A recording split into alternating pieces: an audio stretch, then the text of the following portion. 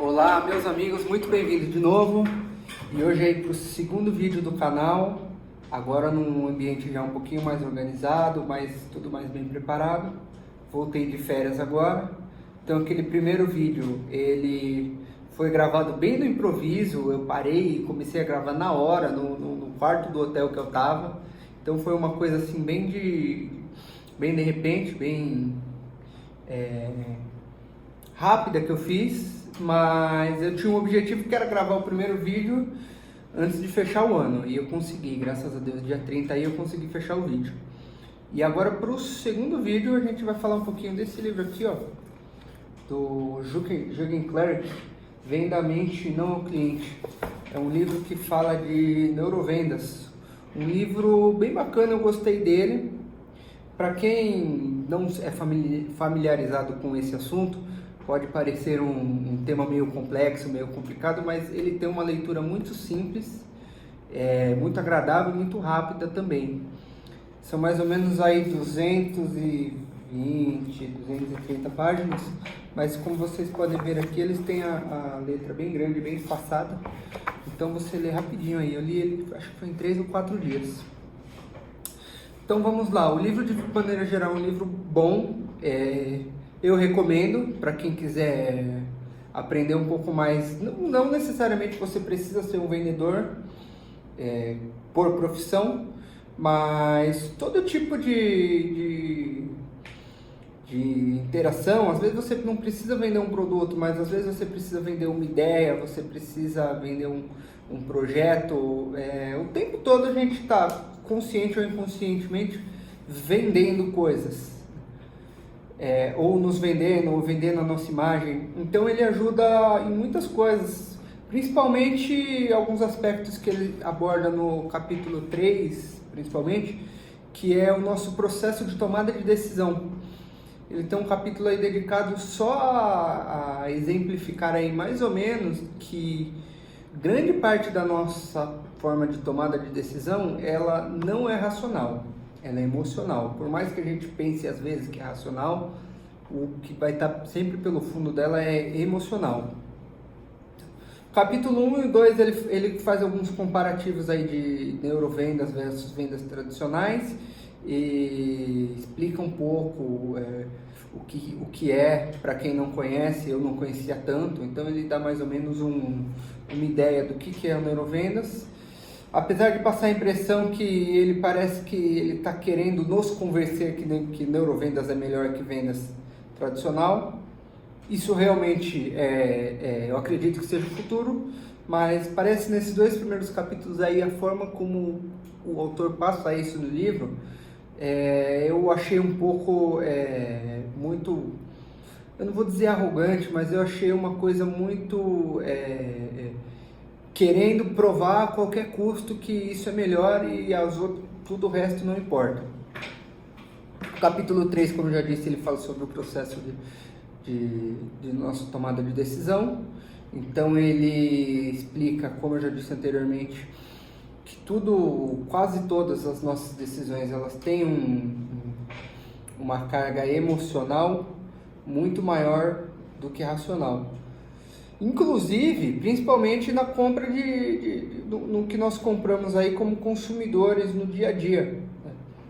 Ele faz algumas generalizações que eu acho que são um pouco desnecessárias. Por exemplo, se você quer conquistar sua mulher, que sua mulher se sinta bem, dê sapatos e joias para elas, porque mulheres adoram joias e isso faz elas sentir e pensar tal coisa. Eu acho que não é dessa forma. Homens também, ele fala uma parte de por que homens escolhem o carro de um jeito ou de outro, e também são 2 generalizações aí que se repetem algumas vezes no livro.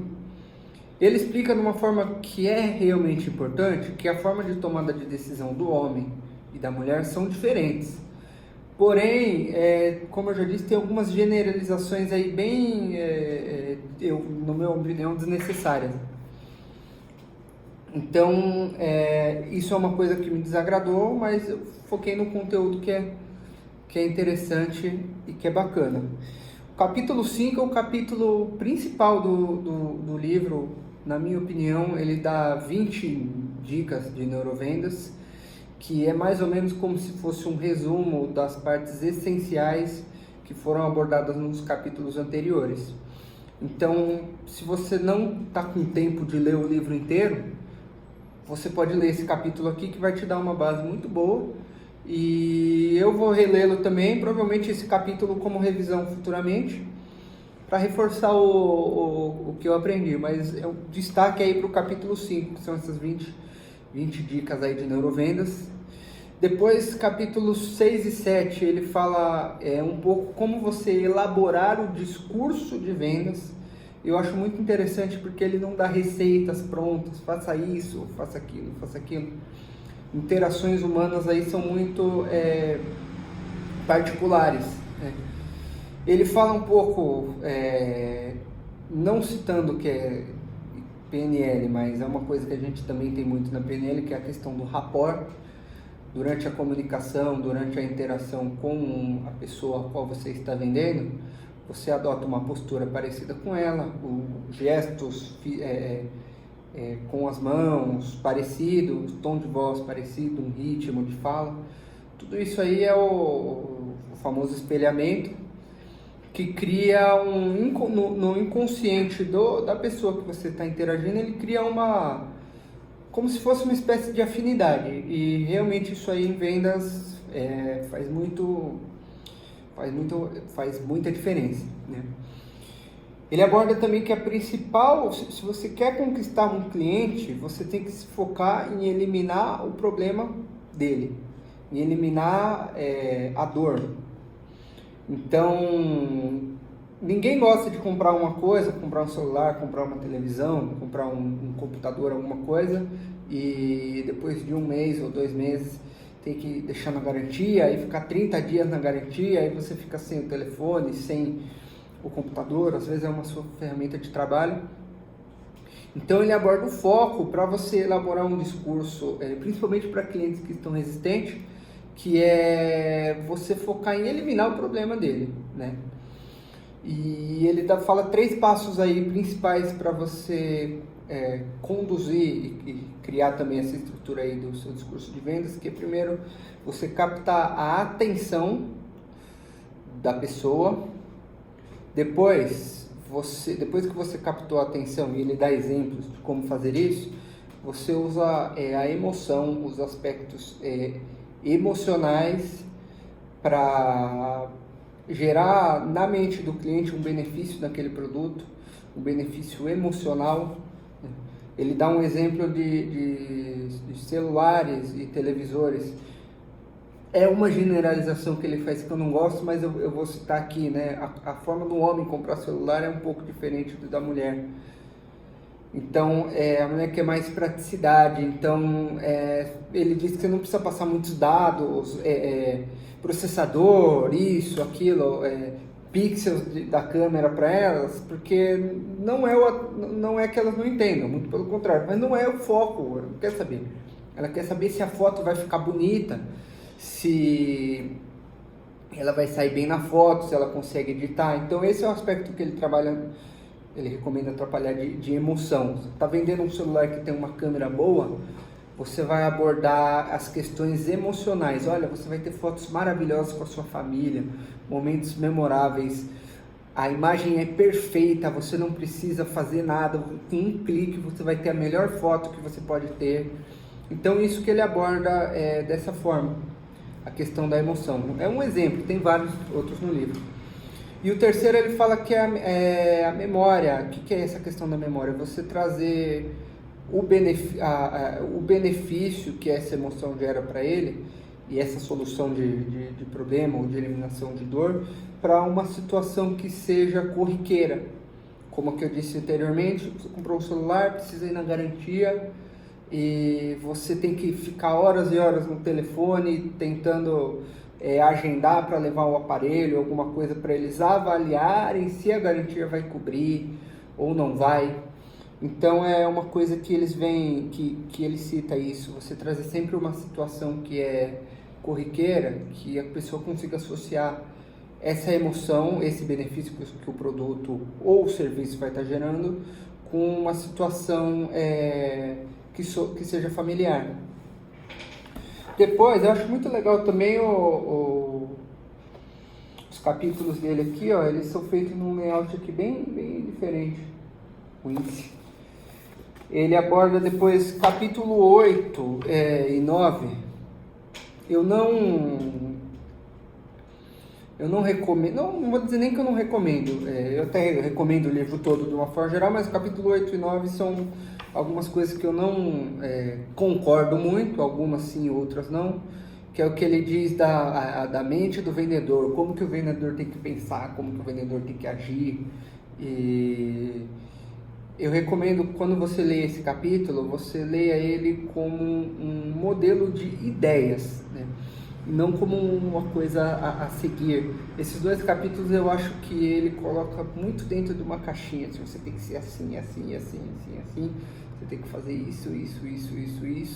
No capítulo 9 ele dá dicas aí de você contratar uma equipe de vendas e motivar, e ele acaba também especificando muito algumas coisas, e tem milhares de vendedores muito bons, com perfis e características totalmente diferentes. Então não tem, acredito que seja esse capítulo aqui o vendedor ideal no modelo do autor, mas eu acho que não é a realidade como um todo.